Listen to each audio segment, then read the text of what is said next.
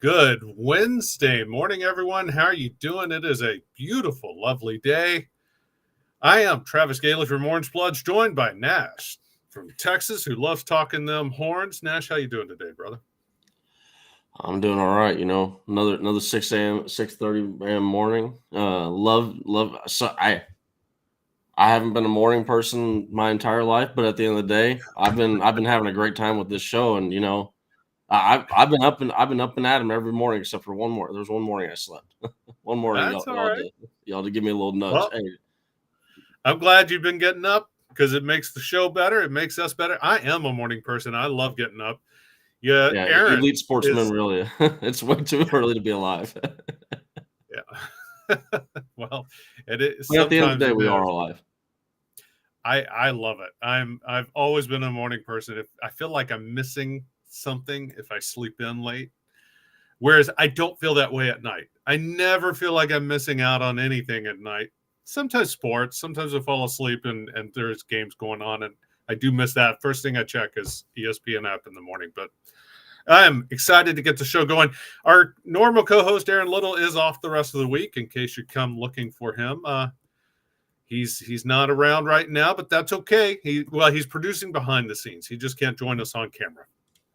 But I did want to get the Specs chat line. Guys, the Specs chat line is up and hopping already. It's just popping off. Burn Orange Blood was the first in the house. Said with his horns up. That is the name of the show. Get your horns up. And thank you for joining us, Burn Orange Blood. Thank you for joining us, Benny Rogers, as always. Good morning to you, brother. Sandman is in the house as well. And he's already commenting on the college football playoff. We're going to get to the new rankings here in a bit. El Conquistador is here. It's early, but he's here from Fresno. Good morning, El Conquistador, as is Craig Simlinger. Hope I didn't just butcher your name. I don't think I butchered it, but good morning, Craig. Just in case I did, I apologize. It is a good morning, and we do have some college football playoff to talk. But first, we got to get to the reporting from Orange Blood's own Anwar Richardson, who, again, if you are not a member, you should be. Anwar came out with a report kind of not long after we went off the air yesterday, I guess. Nash and I had been debating what kind of percentage do we put on Quinn's availability for Saturday. I put it at like 50-50. Nash is like full on, no, 90%. I think he's playing. He had the Instagram post where he was playing a song. What was it? Let Me Well, I, Ride or I Let It no. Ride? Well, I mean, I did say like at the end of the day, I'm not gonna take into account the Instagram post. Now, most of the time you can, but But you know he's a gamer, and yeah, you were yeah, like but sometimes these things matter, and yeah, so I mean, I had zero basing with my I have no sources right, with my it's a reports, gut but instinct. You're just looking at it's who just Quinn is. Yeah, they talk about that Sooner magic. I guess I got some burnt orange magic beaming through from the burnt orange skies above every morning. I got you, brother. I'm with you. So I was at 50. You were at 90. Anwar talking to sources within Belmont Hall, within the Splitting the administration. difference. Yeah, very different. Ours is gut instinct. Anwar is actually talking to people who have seen Quinn throwing, who know what's going on. They put the odds kind of right in the middle, 75%. 75% chance, according to Anwar's reporting from sources in the UT program, that Quinn Ewers plays Saturday. Nash, what is it? I'm gonna guess we're doing our predictions tomorrow, but I'm gonna guess you were already on board with Texas beating TCU. How much does this raise your percentage? What do you think this does for Texas? Let me just put it that way. What does that do for Texas if Quinn's able to go? It's massive for Texas. It's just like this is gonna honestly this is probably one of we have a segment coming up. I don't want to spill the beans too early, but this does feel like it's going to be a tough game. Just there was the Gary Patterson thing where we couldn't beat Gary Patterson for what, like Kansas State in the 2000s, Mac Brown, that's what TCU has felt like the last few years for us. It's just that it's that team that they're always there, you know. And it's not just football, right? You go to baseball. TCU has kept us from the College World Series multiple times, right? Like I mean, you can even look to this last year and say, well, if TCU doesn't play so well in the Big 12 tournament, Texas might even get a host spot, and that could have been the difference between Texas making it to the College World Series or not. So TCU, they've just been that one little thorn in our side, and at the end of the day, we're gonna have to go out there and just handle business. But I think that Quinn Ewers limiting turnovers is going to help us out. Get him out with that. I think you're right about that. I think that's the most important thing is that he takes care of the ball. Outside of OU, which I think Quinn has 3 interceptions on the year, 2 of them were against OU. Malik already has 3 on the year as well. So, I mean, that kind of tells you how much the discrepancy is between those two. But I love our man Brandon with the Elite Sports Memorabilia. Can Quinn play press coverage as a quarterback? That's what we need more than a QB. Well, hey, look, I'm with you, Brandon. For as much as Travis likes to talk about Terrence Brooks, his high school tape, him and Manny Muhammad, it is just now. I'm not one that's watched high school tape, but I'm just saying I've heard it from enough people that have watched the high school, like know what they're talking about. Go and turn on their high school tape, and it's legit just press coverage. Well, they're guys that can cover press, but this is my bigger issue with Brooks, by the way, is yes, he does not play press coverage now. Neither him nor Gavin Holmes. I don't see them in press coverage, and I don't think that's their call. They're being told what to do. They're being told how to play. Well, it's harder to react. It's just anytime we see a deep burn, it seems like Brooks is on. Well, but it's harder to react. But at the same time, also Terrence Brooks is leading the team in pass breakup. So I mean, it's one thing. It's just I don't know. I forget if they said this on broadcast or who said this. So I would like to give credit to who said it. But when you have your defensive backs sitting flat-footed as wide receivers are running at them. And this actually might have been trying to think of Landon Hallfield on Twitter. He does a lot of stuff, the Lando show. But like when you have defensive backs sitting flat-footed, or either flat-footed or on their heels, and you got the best athletes in the world, not the world, but you got some of the best athletes in America running just straight at them. That you're putting your defensive backs at a disadvantage at the end of the day. Well, but okay, that's the problem with the soft coverage, though. Especially if you're talking 3rd and short or 4th and short. If you put them 10 yards off the ball, they have to start backpedaling because they have to respect the pass. Well, I feel like the reason why is you know how you get around that, right? Well, I feel like we need to post safety coverage, and you jam the sons of bitches coming off the line. You don't let them get the free release. Yeah, I feel like the reason why we're having to do that is our safeties. If you watch PK's defenses in Washington, he would have Seattle right now with Quandre Diggs. Quandre Diggs is one of the best post safeties in NFL over the last 7 years. I think he's the only active player with an interception over the last 7 years, every single year. So he's like, we don't have that post safety right now, and you can watch that from if you just watch the position of the safeties. Our safeties they're not playing that. They're not 30 yards behind the line of past the line of scrimmage at the time of the snap. That's something that you saw with PK at Washington all the time, frequently.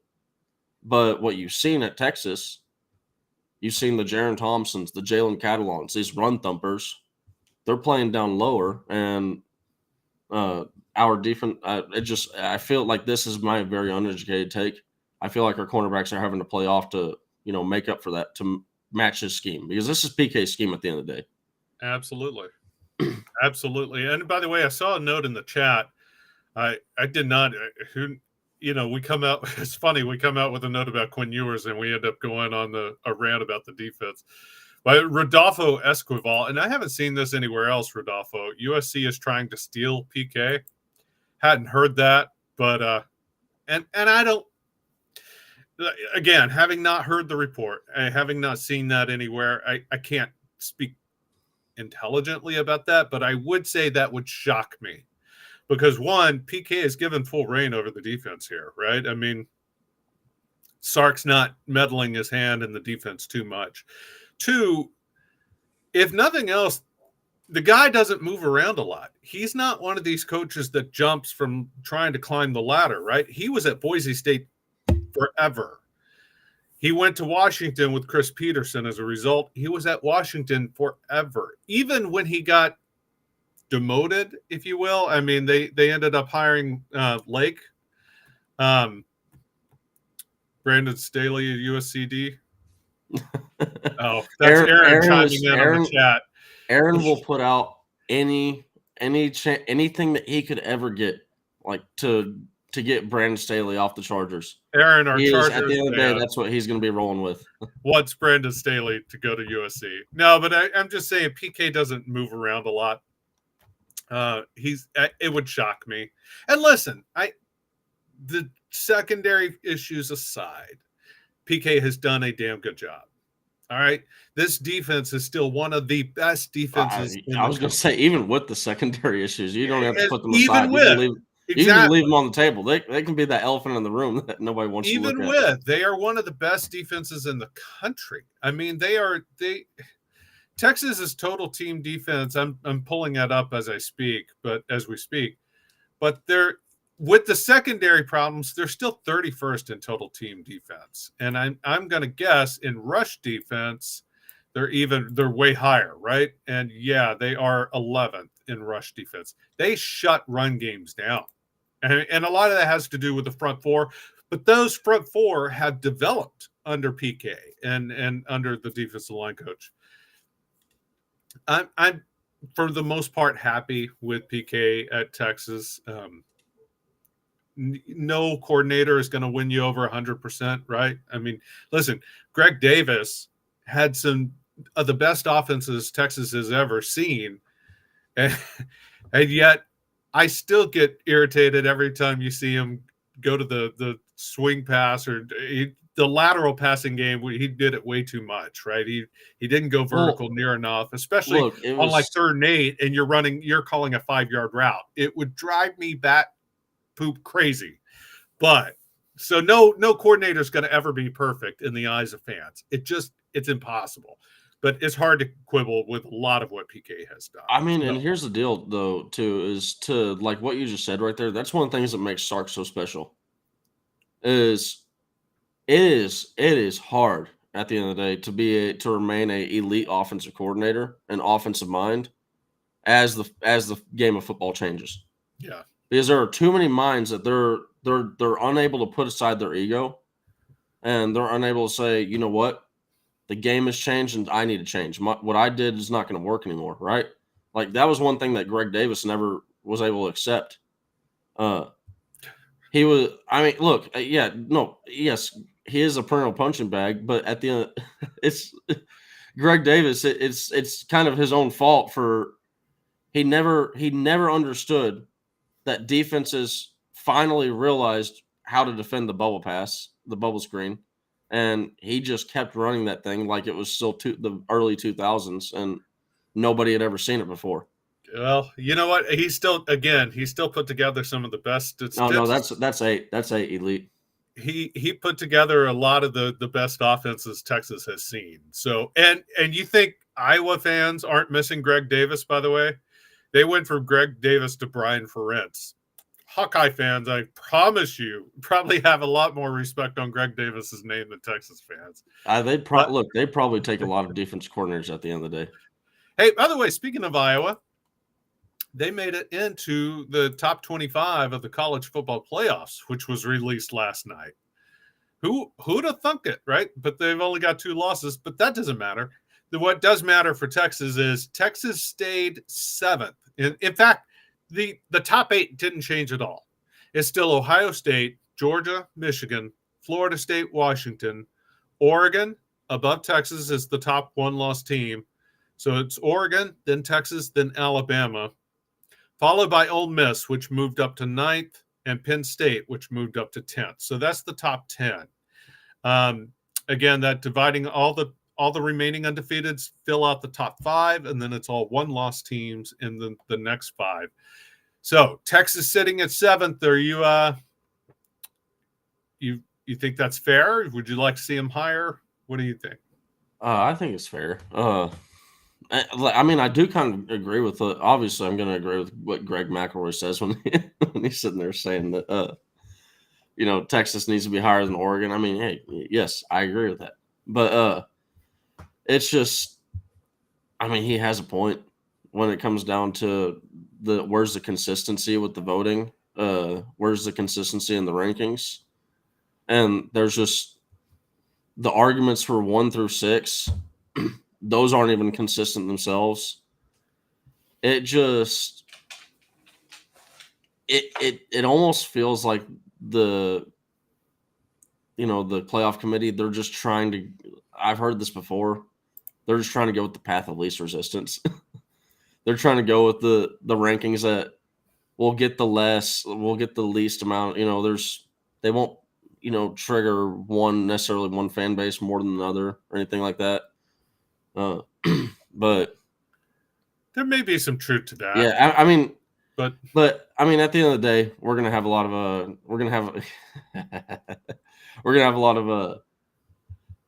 this is gonna clear up real fast. You got Utah. They have been a Pac-12 killer. Between Oregon and USC, they've handed out 4 losses. And those were the last two potential cultural playoff teams to make it in. So you could easily see a situation where Utah hands Washington their first loss, and then maybe there's a second loss, somewhere else for. I still say this: Oregon. They cannot overlook USC. This is one of those weeks where you could see like a USC getting angry and maybe getting one back. I still say Oregon can overlook USC. USC is not any good. They're just not. By the way, for those of you who weren't watching the show last night on ESPN as they unveiled the rankings, or Greg McElroy's argument was, if you're going to put Ohio State at number 1, based off the resume that they've beaten to Notre Dame and then Penn State, then you need to follow through with the consistency of that. And based off resume, he's saying Texas should be the top one-loss team because their resume is, they have more quality wins than Oregon does. And he's right, by the way. Texas has 3 wins over current top 20 college football playoff top 25 teams. Obviously, Alabama. Kansas is moving up the rankings. They continue to win. And Kansas State. So that's 3 wins for Texas over top 25 teams. I think there's only 1 or 2 other teams that have that. There's 2. It's Arizona and Alabama. Here's Alabama. The deal: is this is one of those things where they didn't just come out right and say it, but they were basically saying, "Look, Texas is they have the best resume of any team in the country right now."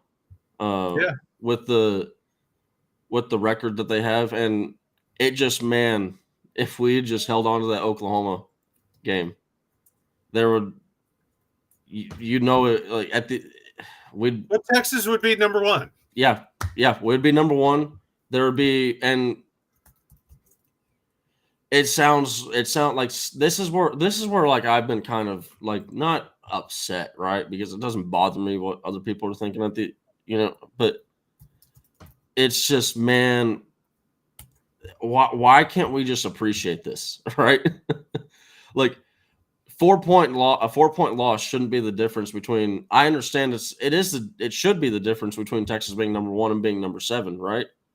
But it shouldn't be the difference between Texas fans being able to appreciate the season and just full on. I feel like there's just tension that's been added on, because if we take another loss, it's it. So I don't know. At the end of the day, it's a weird. it's a weird relationship with Texas fans and this the potential hopes of making it to the college football playoff at the end of the year. I'm not going to go into all that. I'm going to move on. Actually, I'm going to say, by the way, if you're watching the show but you're not in the Specs chat line, you've been missing.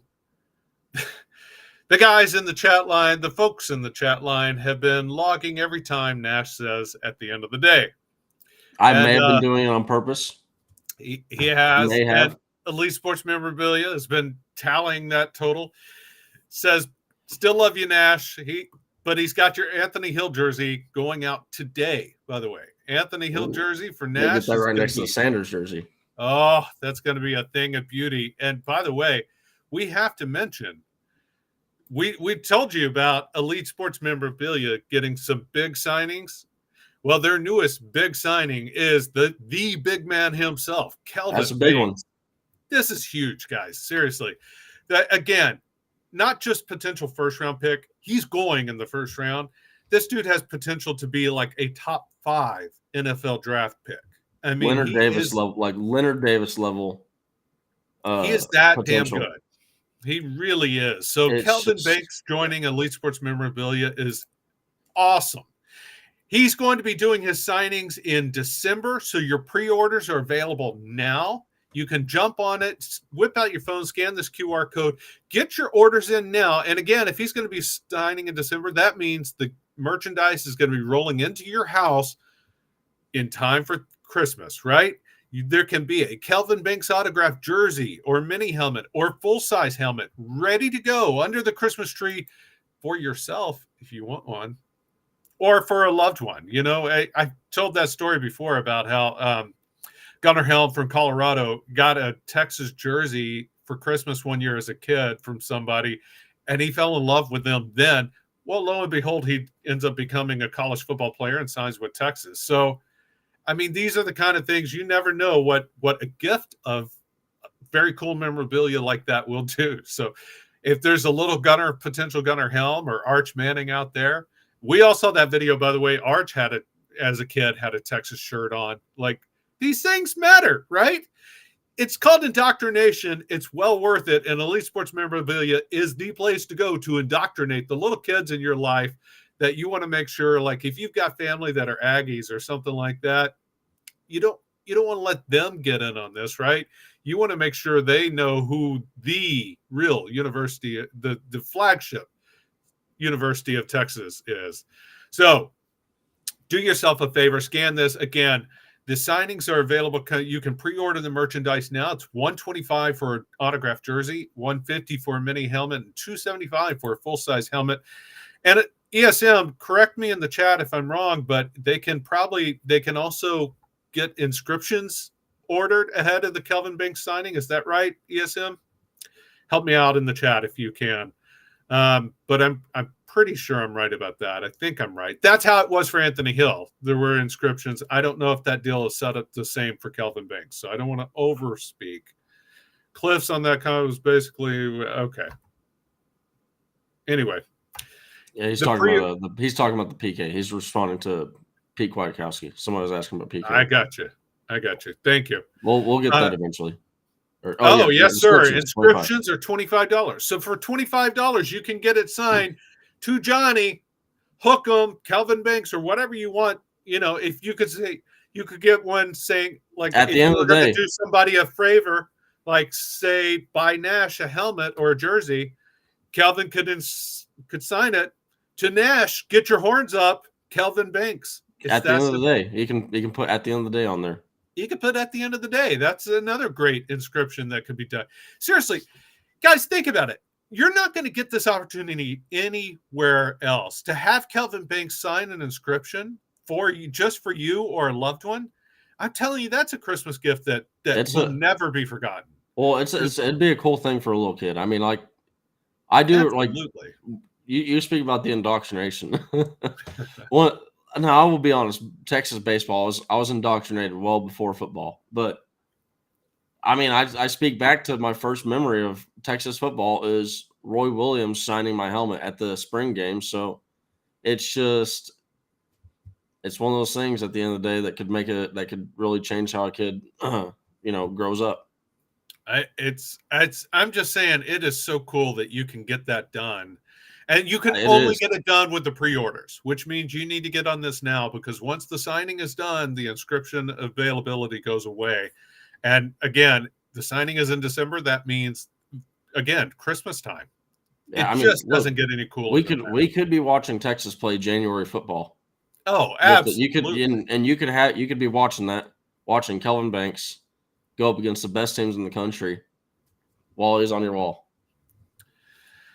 Hey, by the way, Anthony, something cool I did with Anthony Hill's little brother, who is 8. I had him sign a mini that Ant had signed, and I gave it to his mom. The mom loved it. How Oh, cool that's is that? cool. That's like That's yeah. I mean, those are one of those cool. It's one of those cool times when, like, you always like the Mother's Day things, but it's always cool when it's outside of Mother's Day too. sorry, my Alexa was going off. Oh, you're good, man. Sorry. No, it Sorry is about very it. cool. Those are the kind of things that they really do matter. So it's a very cool opportunity for everyone, and we hope you take advantage of it. By the way, speaking of taking advantage of, this spec stat line I mentioned has been popping, and you guys need to take advantage of specs because frankly, it makes every holiday better. We've got Thanksgiving coming up. It makes watching games better to have a fine wine. If you're watching the game with a fine wine or a craft beer, if you're a beer guy, they've got it. If you're a wine guy, they've got it. If you prefer a cocktail or just straight up nice smooth Scotch neat, like a Balvenie 12 neat, they got it. Specs has got everything you need, including the munchies that you can get when you're to kind of help moderate your intake, right? They've got tremendous sweets and treats and snacks and all kinds of good food to go along with all the adult beverages that you may need in your life. So go check out Specs. No matter what you're needing, Specs same-day delivery can save the day with our Specs app or online shopping. From world-class wines to hard-to-find spirits and craft beers to gourmet foods, delicious snacks, and spectacular sweets. It's Specs. Cheers to savings. It is that time for the scouting report. We're going to break down TCU, the Horned Frogs, which, Nash, remind me, is there such a thing as a horned frog? No. Well, there is.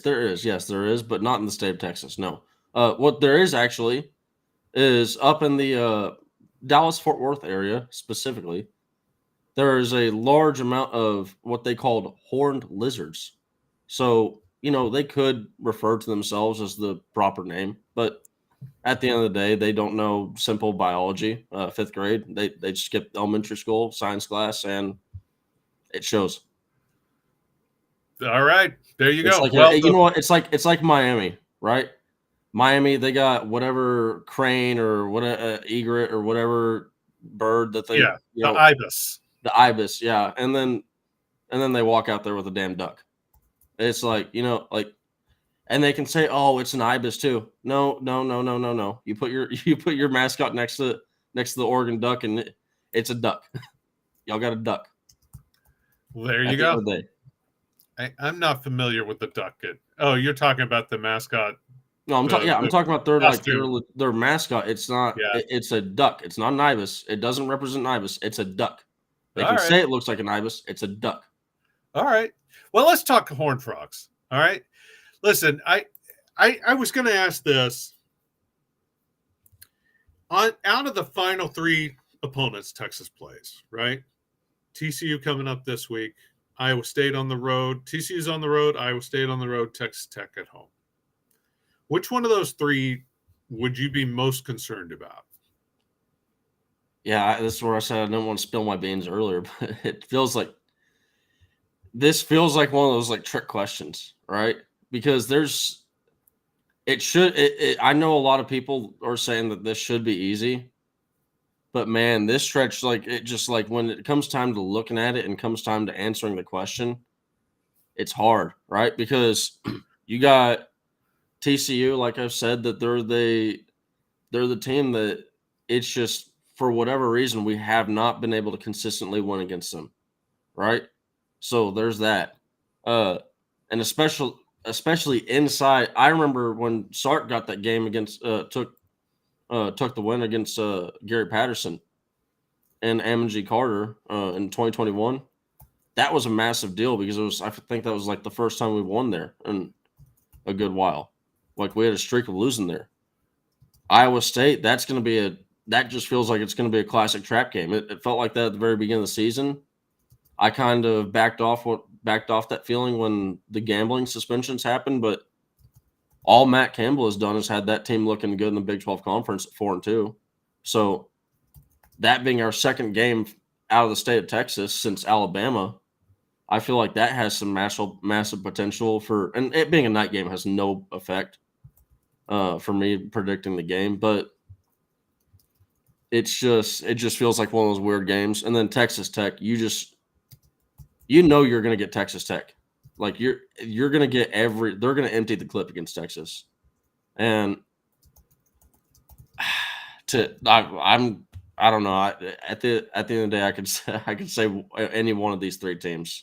Well, I asked that TCU. of you because for me, I know a lot of people are going to say Iowa State, but again, this goes back to our rant that we were on earlier. It's the pass defense that has me the most worried. And TCU and Texas Tech are two passing teams that, they make their bread and butter with that. Right now, TCU comes into this game. They are second in the league in passing offense with 296.6 yards per game. Their rushing offense is not anywhere near as good as that. So this game could easily end up playing out exactly like we've seen against Kansas State, Houston, where they abandon the run because it's not working and they know it's not working and they go strictly to the pass. If you watch the TCU versus Tech game last week, the second half was almost entirely passing back and forth between those two teams. Bing, bing, bing, bing, bing. That's the concern coming into this game, that the passing offense is going to be what is able to keep TCU somewhat in this game. Now, the catch here is Josh Hoover is their starting quarterback. He's a freshman. He is capable of putting up big games. He put up 353 against Tech last week. He had 439 yards against BYU, but he also threw 2 picks in both of those games. He's kind of playing, I guess, not all that dissimilar to Malik Murphy in that aspect. So the concern is Texas Tech. TCU is going to be able to move the ball in the passing game. Can Texas get enough stops and or turnovers to turn this game? So that's why I put TCU actually ahead of Iowa State. And in the fan worry meter, I would have TCU ranked higher than Iowa State for that very reason. Iowa State can't pass the ball. They are a run team through and through. Rocco Becht, another freshman. He's a redshirt freshman that leads Iowa State. We'll get into that more, but he's not the same level as Josh Hoover. Josh Hoover's looked pretty good. He is going to make freshman mistakes. That's what they do. By design, freshmen make mistakes. It's built into their DNA. They're learning. You make mistakes when you learn. That's how you learn best, right? The old cliche. So if Texas can take advantage of the freshmen, this is going to be a pretty good night for Texas, right? Yeah, you look at this, like you just said, man, we need to force interception. And if there's one thing that TCU has been good at, they're 105th in the nation in interception thrown. They're 3.5% of the time that they throw the ball, it's been picked off. And I think this is kind of you always got to admire when a team is this talented to do this. They're 105th in the nation in forcing interceptions, and they're 105th in this nation in throwing interceptions. So they're not good. They're not picking the ball off, and they're throwing a lot of picks. That's not a good combination. It honestly shows a lot. It's these things. It's these stats at the end of the year that really start to tell it. Paint the picture, the Bob Ross picture. Aaron's not here to have that reference go over his head. But he's learned now because he's learned that one. But at the end of the day, what you're going to have is we need to be able to take advantage of them in the passing game. The run game should be there with Jonathan Brooks. Just the run defense is going to be there. TCU actually, they're averaging 4.8 yards per rush right now, which is top 30 in the nation. So it's going to be interesting to watch. They're most likely going to have that taken away from them.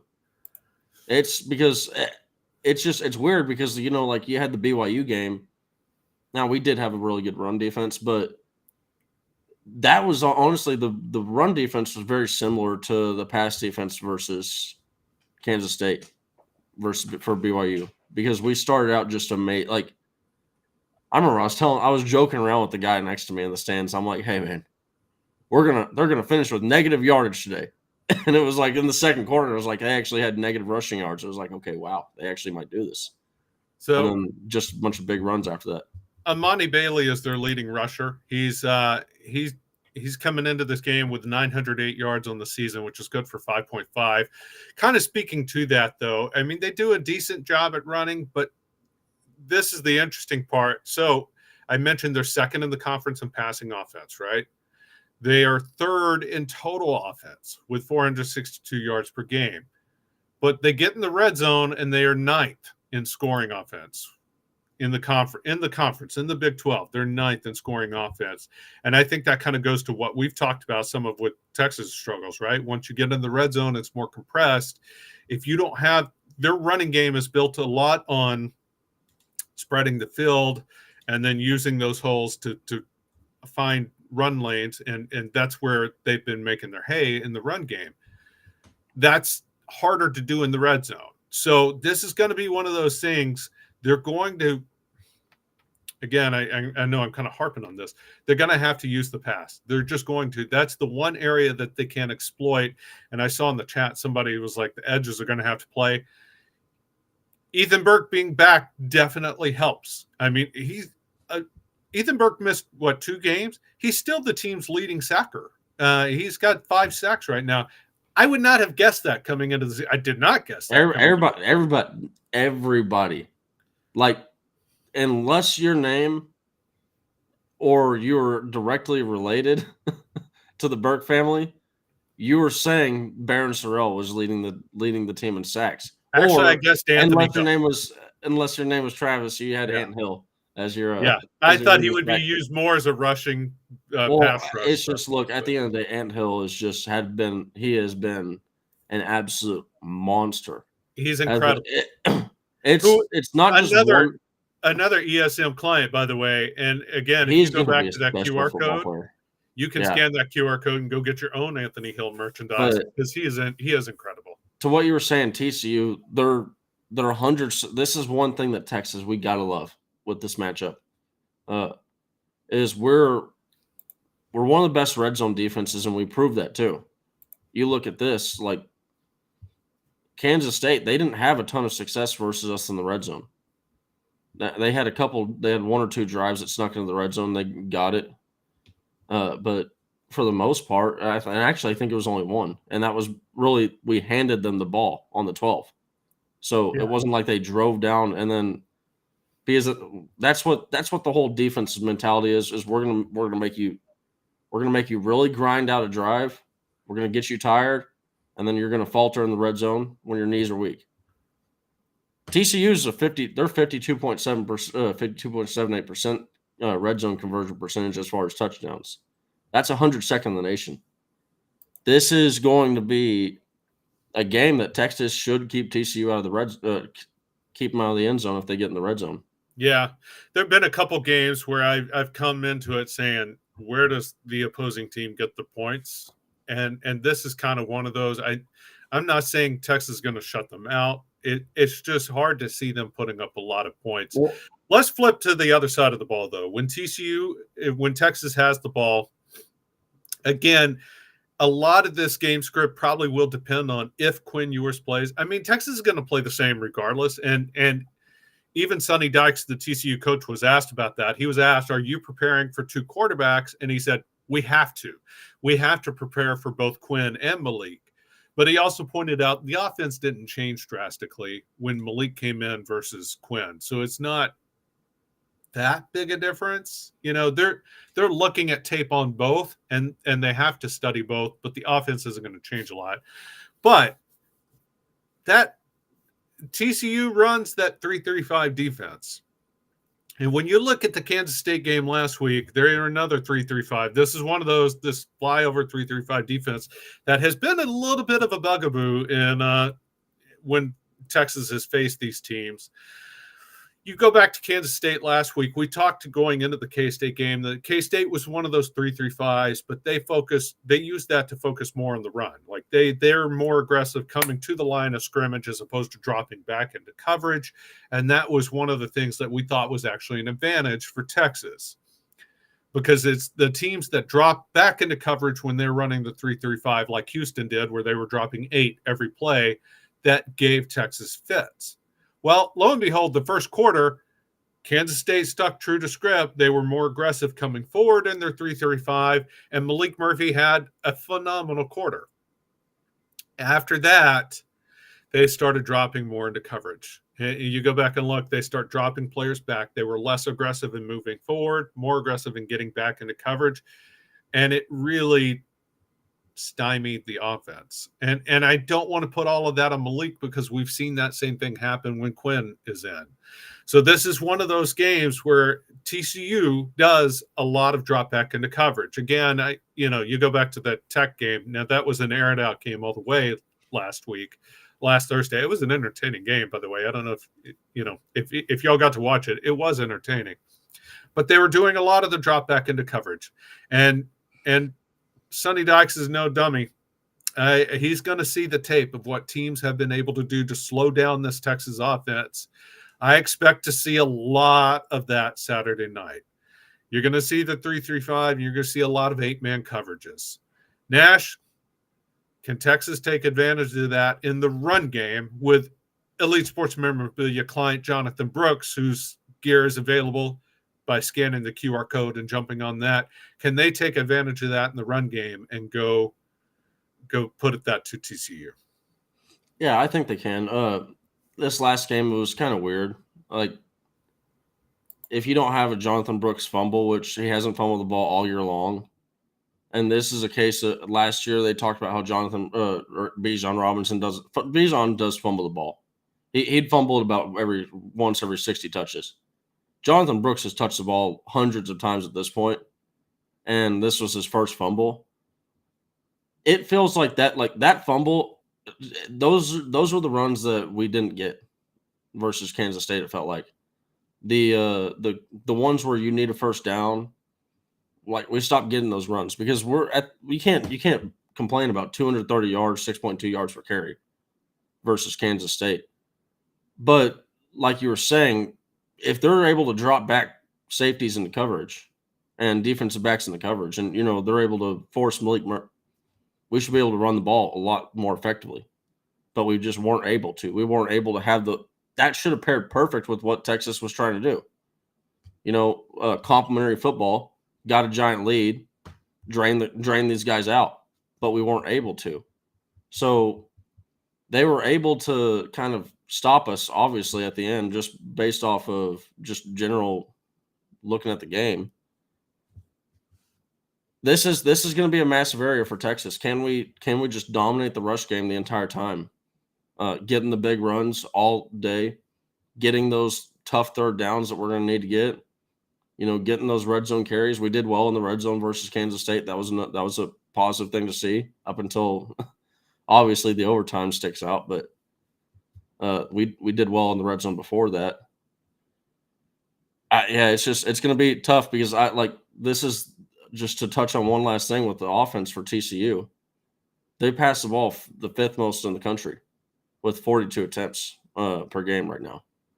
So that almost scares you as a Texas fan with how our pass defense has been. But if there's one thing that would give you confidence, it's their explosive plays in the pass game. They haven't been getting a ton of them. So it's not what we're used to seeing. And to what Elite Sportsman really just said, Brooks is good to go. That's something that a lot of people have been complaining about, Jonathan Brooks not getting carries. a lot of times when he's running off the field, if you watch, he's holding his shoulder or something like he's checking himself out. And one, he's playing through injury, right? He's playing hurt. He's playing through pain. And it should really be taken note of, like they talked about this. It wasn't Kansas State. It was one of our last games. No, it was BYU. BYU. They were talking about how he had a hurt shoulder, and they were talking about his shoulder being gimpy. And then literally the next play that you see him out there on the field, he just goes and lowers his shoulder into a dude. And he just does it time and time again, almost like he was trying to prove a point to everybody else. Like he knew they had said something about his shoulder, and he was trying to say, "Nah, I'm good." But you could still see him favoring it at the end of the game. But man, Jonathan Brooks, that is something that Cedric Baxter is going to get carries if that keeps on flaring up. Yeah, Texas is going to need both Brooks and Baxter. And he had 22 carries this last game, so it's not like he didn't get a lot of carries. Right, absolutely. TCU is second in the conference in pass defense. That's where they make their hay. I mean, look, they make their hay in the pass game on offense and defense. But they can be had in the run game. I'm going to go back to the Tech game last week. Taj Brooks ran for 143 yards against them. And Taj Brooks is no Jonathan Brooks. He's no C.J. Baxter. Same last name, but not. Do what? The same last name, but not the same back. Not the same back. At the end of the day. Texas, this game needs to be won in the trenches with Kelvin Banks. It needs to be won with the run game. That's where this game is going to be won. By the way, whether it's Malik Murphy or Quinn Ewers, I don't expect this to be a high passing game for Texas. I mean, Murphy is obviously still growing, still learning. He has shown some tremendous flashes that makes you realize he has the talent to get there. And even if it's Ewers, he's coming off injury, right? I mean, he's missed 2 games now. It's how much is he going to be able to put? Are you going to be able to put on him?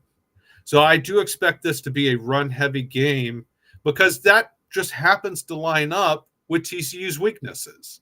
So you want to force this into be a slugfest. You want the game script to be kind of similar to what it was last year, right? It was not a high-scoring affair. It wasn't a moving the ball up and down. The difference is TCU doesn't have the horses they had last year to be able to pull it out.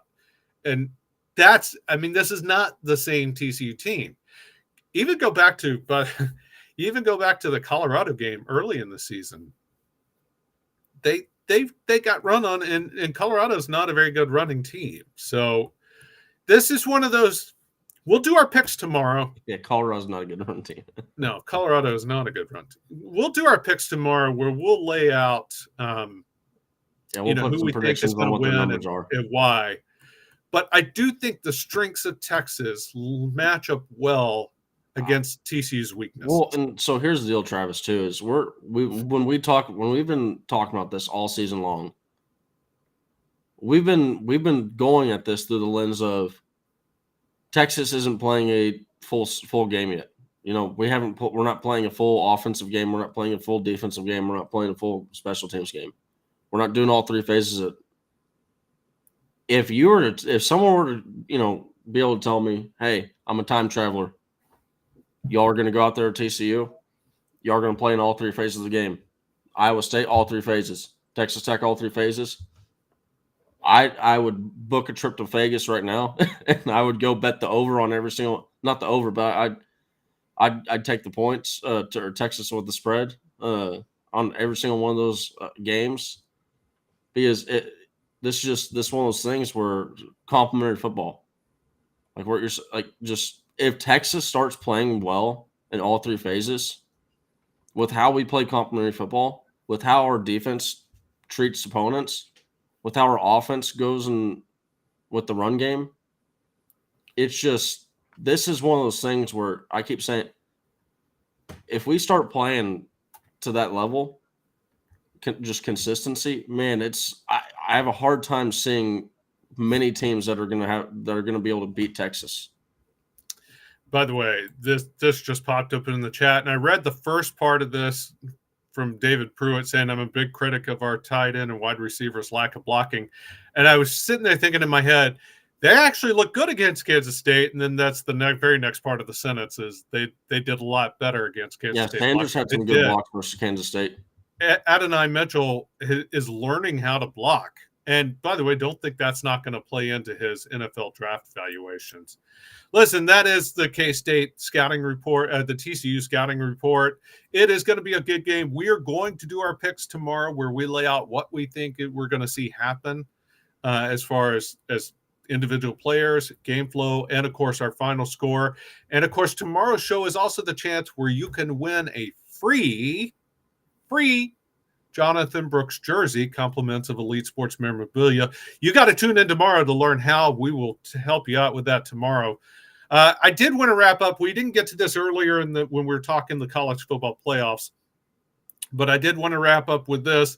You know, the rankings were unveiled last night, and if this were a 12-team playoff, we've been talking about Texas's chances of moving up. But if this were next year and we had the 12-team playoff, this is what it would look like, thanks to The Athletic for putting this graphic out that we stole. It was a Stuart Mandel column that he does every week now. Texas would be the 7th seed going into the 12-team playoff, and they would host Penn State. Penn State would be coming into DKR for a playoff game in December 20th, that Saturday before Christmas. How juicy would that be? The winner of that would go on to play Georgia, by the way. Look at these matchups, by the way. Not just the Texas game, which I love that matchup against Penn State, but they would have Alabama playing Ole Miss for the right to go on to Ohio State. Michigan taking on Tulane. All right, well, they're not all going to be winners, right? And Oregon versus a feisty Louisville. That Oregon-Louisville game would be a lot of fun, too. But Texas versus Penn State in DKR for the right to move on in the college football playoffs, who wouldn't want that? Yeah, I mean, I talked about. I mentioned it last night. I was like, man, that atmosphere would be electric. I'm just going here. Hold on. It'd probably be a night game, by the way. That would be like the marquee matchup out of those first round games. So that would probably get like the prime time slot. Well, yeah. So this is what I was trying to get to. It's these are on, and people need to like you said, DKR on campus. What it would be like an entire week of festivities. It would be either Friday, December 20th, or Saturday, December 21st. So this is why I wish they would just do it this year, right? And I'm not even talking about because at the end of the day, I am a Texas fan who wants Texas to make the 14 playoff, right? Sure. I don't want that being a thing that people say, oh, y'all are only able to make the 12-team playoff. Y'all suck, right? I want to at the end of the day be able to make the 14 playoff. So, but man, that it's just we're going to finally get games in December. For so long, we've just been. It is this terrible stretch after the first week of December. Once you watch the last good conference championship game, that's when it sinks in. It's like, oh crap, we got until December 31st or December 30th. Like when you start looking at the schedule, unless you have a team that you're really partial overlooking to, like the Ford Bowl up in Detroit. You're overlooking the Camellia Bowl. You're looking the burnt cheeseburger bowl. These people work hard. They deserve the bowl games. No, they do, but let's just be honest. I know it's not the best viewing. Unless you're like I was saying, unless you're partial to these teams that are playing. Look, I'm a sicko. I watch all of those anyway. Look, I'm going to be sitting there depressed watching Air Force playing some Cheez-It Bowl that they could have been playing in a New Year's Six Bowl if they just beat Army, which they should have done. But getting these games on right before Christmas too.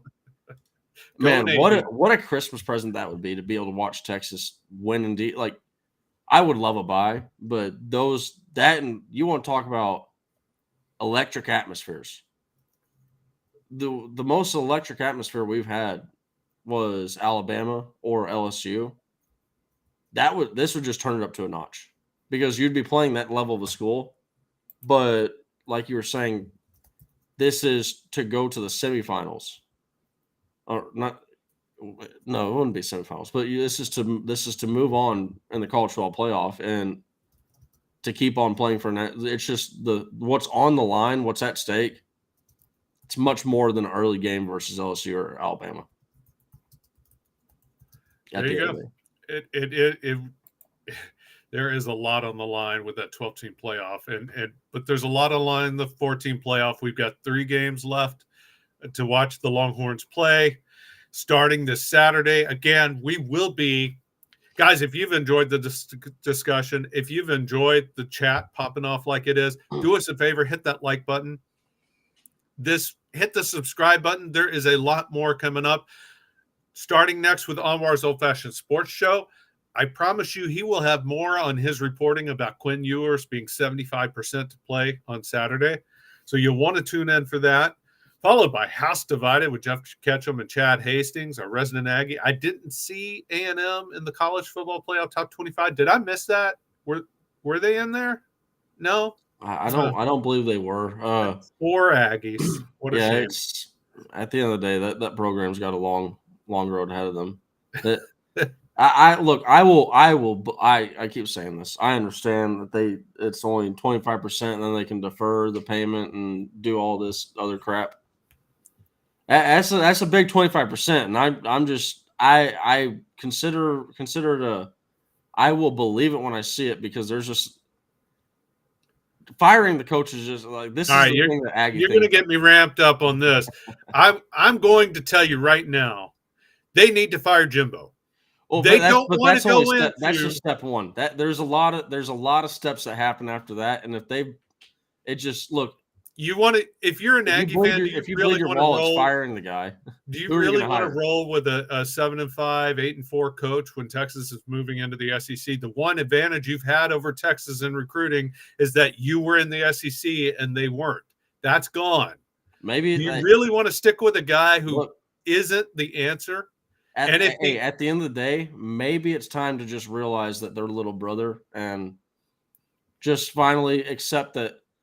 Hey, we're an Auburn. They're never going to accept that. No, nor should they. Listen, they have all of the resources that Texas has. Really, they have all of the resources that Alabama has. Well, they had the leg up on us with the SEC for a while. There's no reason they shouldn't expect more and shouldn't do more, except for the fact that they're a weird cult and they happen to live in a crap town. But that's.